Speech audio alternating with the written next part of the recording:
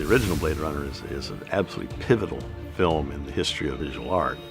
I was approached by Weta Workshop to see if I would be interested in working on this. The idea of being able to use miniatures in this modern context, that's very exciting. The story, of course, has advanced. It's decades after the time of the original film, so Los Angeles has been built up a lot, and then LAPD, which is the newest of all the buildings, stands above all. It's the tallest building in town.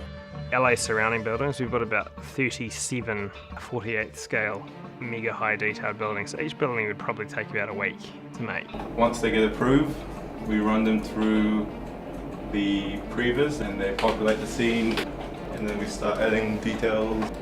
We hand them off to our model makers. The way LA is lit as it's all lit from underneath is like this sort of glowing city below that we never see because all these buildings are so big. Every paint job that we've painted on these buildings has been with that in mind.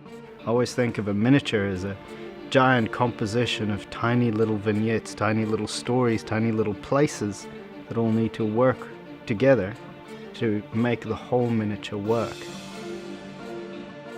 We call them little existential crisis moments where graffiti's been painted, lots of little details like that. We've gone in and distressed some specific areas to make the building as a whole look like it has that decay and that crazy weather from the Blade Runner world. We are locking all the buildings in place on top of these boxes so that when we actually have the camera running through the move, everything lines up. Pretty much each building has some fiber optic installed in it. Well, we're working in the preliminaries of the miniature build for Trash Mesa, which is an enormous expanse of ruined technology. You really have to have the feeling that it really is rusty metal and that it really is crumbling and falling away.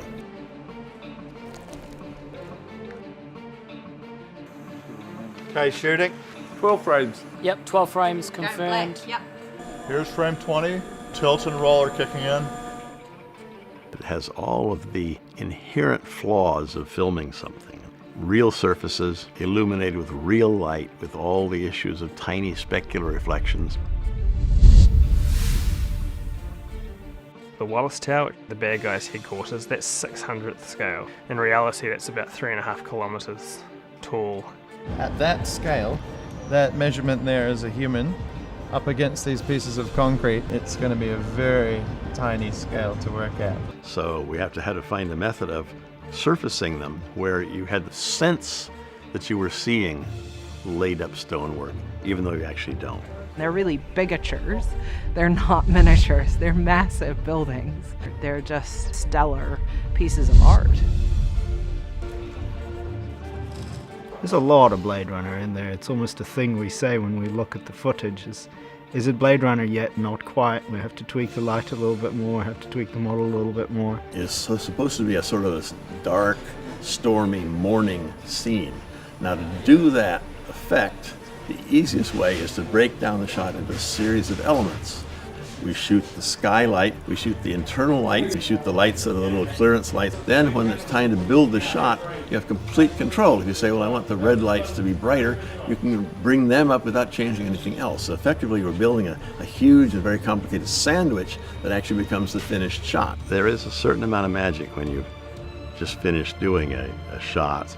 It took an hour and a half to shoot, and when you see it there, it's existing, it has a soul to itself. We've created a world in here in Little New Zealand on a miniature stage. It's really come together and it's going to look amazing. Very cool, very proud. Every shot is a wonderful adventure.